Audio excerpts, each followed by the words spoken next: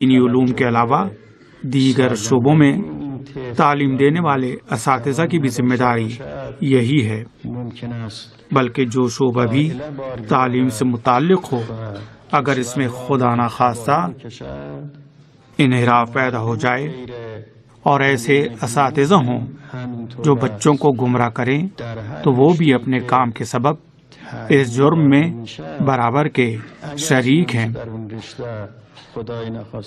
اور ان کے اس اقدام کی وجہ سے ملک تباہی سے دوچار ہو جائے گا۔ یہ آپ تمام اساتذہ کی ذمہ داری ہے کہ بچوں کی صحیح تربیت کریں۔ جو بچے آپ کے زیر نظر ہیں ان کو تعلیم دیجیے، اور تربیت کو تعلیم سے زیادہ اہمیت دی جائے۔ انہیں انسانی اور اسلامی اخلاق سکھائے اور خدا کی طرف توجہ دلائے۔ زوال پذیر معاشروں میں جو فسادات جنم لے رہے ہیں ان سے بچوں کو دور رکھیے، اور ان کو بتائیے کہ اگر تم نے خود کو انسانی اور اسلامی تربیت سے آراستہ کر لیا تو یہ تمہارے لیے سعادت ہے اور تمہارے ملک کے لیے بھی سعادت ہے۔ آپ ان کو مادیات سے جو انسان کو زوال کی جانب لے جاتی ہیں، وہ مقام و منصب کی محبت ہو یا مال و ثروت کی، ان سے ان کو نجات دلائیے۔ ان کو ان چیزوں سے دور رکھیے جو انسان کی راہ میں کانٹا ہیں اور اس کی ترقی کی راہ میں رکاوٹ ہوتے ہیں۔ ان کو یہ سمجھائیے کہ انسان جب تک مادیات میں الجھا رہتا ہے تب تک وہ انسان نہیں بن سکتا۔ جن افراد کی ساری توجہ اس جانب ہے کہ کچھ حاصل کریں اور پرتعیش زندگی گزاریں، وہ دنیا اور مادی لذتوں میں ڈوبے ہوئے ہیں، اور آخرت میں وہ حیوان کی مانند محشور ہوں گے۔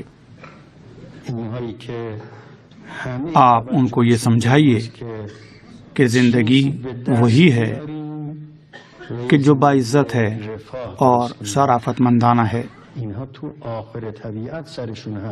انسان کی زندگی شرافت مندانہ ہونی چاہیے۔ آپ کو ان کو غیر خدا کی بندگی سے باز رکھیے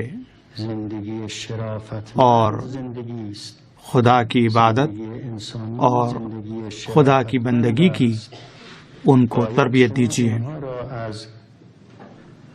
چنانچہ انسان اگر خدا کی بندگی کے ساتھ معاشرے میں قدم رکھے گا یا ان مسائل پر توجہ دے گا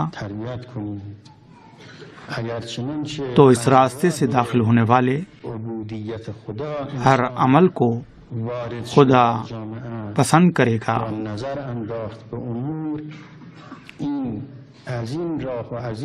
انسان اگر صرف خدا کی بندگی کو تسلیم کر لے اور تمام چیزوں اور تمام افراد کی بندگی کا انکار کر دے اور خدا کی بندگی کے ساتھ شعور کی دنیا میں قدم رکھے، خدا کی بندگی کے راستے اسکول جائے یا وزارت خانے میں جائے اور یا معاشرے میں قدم رکھے، تو وہ جو بھی کام کرے گا وہ اس کی عبادت شمار ہوگا، کیونکہ ان تمام کاموں کا ہدف اور سرچشمہ خدا کی بندگی ہے۔ مبدأ عبودیت خداست۔